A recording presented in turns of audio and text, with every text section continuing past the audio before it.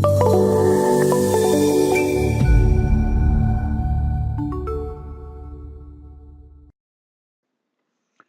and welcome to this video. My name is Paul Adams and I'm from Sofeast.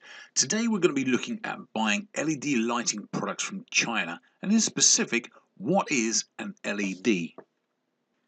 So the LED is an acronym for light emitting diode, and that's where we get the three letters from: LED, light emitting diode. And you can see a quick diagram here, and it's made up of a number of different components which we'll go into soon. So on the right hand side here, we've got an image of a surface mount LED, in other words a product that could be mounted onto a PCB, for example. So let's have a look at what is an LED. So quality LED chips are specifically designed for the high light output and color consistency needed for use in general lighting. When chips are manufactured, they fall across a range of color temperatures and light outputs. They are then sorted by grade in a process called binning. Now, LED chips generate heat, and this heat must be carried away from the components and dissipated. This is also commonly referred to as a heatsink. A number of different heatsink designs are being used, but most are some variation of aluminium fins extending out from a metal core. So now let's have a look at checking LEDs.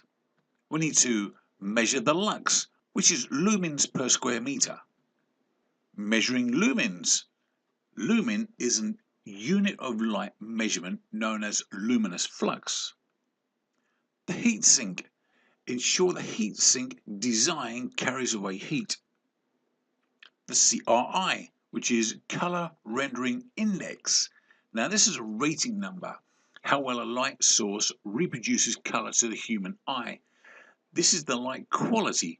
Old incandescent bulbs have a source of 100, the same as daylight, whereas the average LED is only around 80.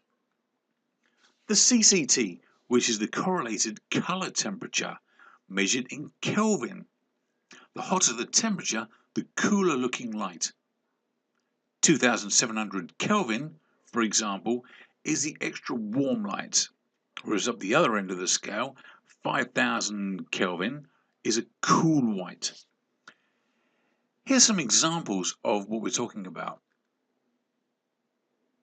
As you can see on the left hand side, we have the cool white at 5000 K, and on the right hand side we have extra warm light, the 2700, and a couple of in-betweens. We also need to be looking at the LED driver. Key to the life of the bulb: a poor driver equals low life, but the higher quality of the driver, the longer the life of the bulb. So let's have a look at the construction of a typical LED bulb, and this is shown on the right hand side here. But let's have a look at this in detail. So the socket, this is the part that attaches to the light fitting, either screw type or bayonet. The base, this is the section that holds the driver, sometimes referred to as the ballast. The LED driver, this takes the main current and converts that AC into DC to the correct voltage designated by the chip manufacturer. The heatsink, you can see here, normally aluminium fins that enable the heat to be drawn away from the driver and the chips.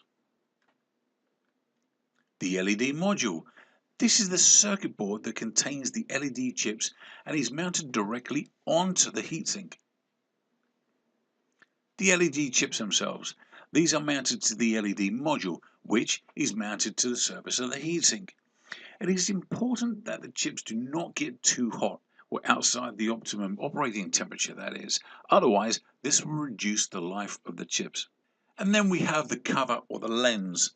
This is just the cover to either protect the LED chips or to specifically direct the light of beam. So what chips are actually used?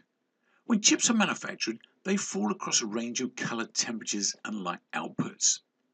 They are then sorted by grading in a process called binning, which we mentioned earlier. The best or the tightest bins contain chips with the highest consistency in colour and light output, and therefore these are the most expensive chips to buy. There are basically three groups of chip manufacturers in the world. The first group is made up of the Western countries, i.e. USA, Japan and Europe. The second group is dominated by Taiwan and South Korea, whereas the last in the group is China. Now, for your convenience, we have listed the top 10 manufacturers in the rest of the world, and you can see that on the left-hand side here. And on the right-hand side, we have the top 10 chip manufacturers in China. Now let's have a look at understanding lumens. Lumens are being introduced as the new unit of measurement for light bulbs. In the past, the strength of the light bulbs was measured in watts, which is actually a measure of power. This isn't a useful unit of measurement for the new energy-saving light bulbs, which consume much less power than the old-style incandescent light bulbs.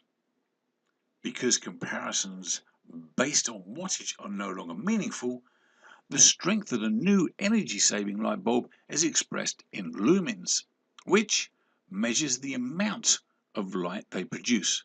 The higher the number of lumens, the brighter the light.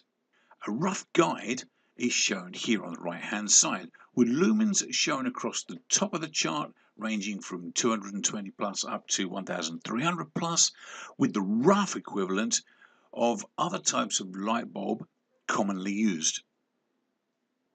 For more information on LEDs, we do have additional videos within this series, and they cover LED testing, LED standards, and a video on LED binning and explaining what the binning is. You can check out those additional videos below or on the right hand side here. And again, thanks for listening. My name is Paul Adams from Sofeast Limited.